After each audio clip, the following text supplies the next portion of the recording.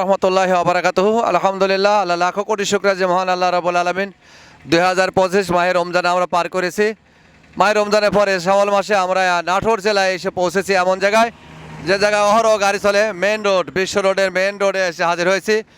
হৃদয়ের ভেতরে, বুকের ভেতরে কষ্ট নিয়ে দাঁড়িয়ে আছি, কারণ সারা বিশ্বের নাস্তিকরা, ইহুদিরা, মুশরিকরা আজ মুসলমান নিধনের জন্য কাজ চালায় যাচ্ছে। ফিলিস্তিনের উপরে নির্মম অত্যাচার, শুধু গাজা, তাদের হত্যা, যেন ইহুদি নাসারা খ্রিস্টানরা মুসলমান রক্ত পান করছে।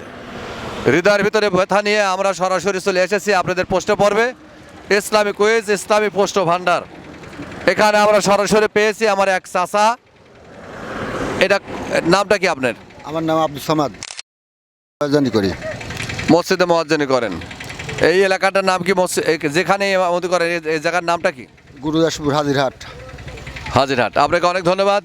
আপনি ইসলামিক কুইজ আছে এখানে, উত্তর দিতে পারলে পুরস্কার পাবেন, আর উত্তর দিতে না পারলে পুরস্কার পাবেন। সহজ সহজ কোশ্চেন আছে।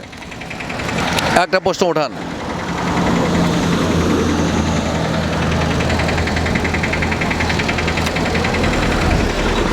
আপনি প্রশ্ন উঠাইছেন, কবরে কয়টি প্রশ্ন করা হয়? 3টি। হ্যাঁ, কবরে প্রশ্ন করা হয় 3টি। চাচা মেয়ে সঠিক উত্তর দিয়েছে। কি কি প্রশ্ন উত্তর দেওয়া আপনি কি জানা আছে? হ্যাঁ, আমার দিন কি, হ্যাঁ, আমার ধর্ম কি, এই তো।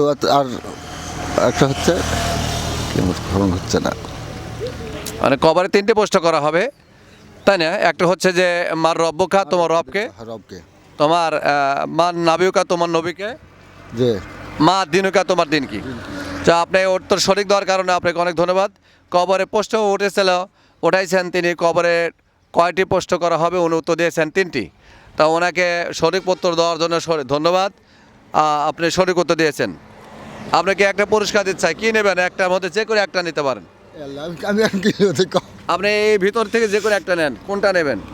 আচ্ছা, লেনে আর উপরে থেকে একটা বাটি। আচ্ছা, খুশি হয়েছেন? জি, আলহামদুলিল্লাহ। জান, আপনাকে অনেক ধন্যবাদ। তাহলে আমার প্রশ্ন ছিল যে প্রশ্ন উঠাইছিলেন কবরের প্রশ্ন কয়টা প্রশ্ন করা হবে? 3টি উত্তর দিয়েছেন। 1 নম্বর হচ্ছে মার রব্বকা, 2 নম্বর হচ্ছে মার নাবিউকা, 3 নম্বর হচ্ছে মা দিনুকা। আপনি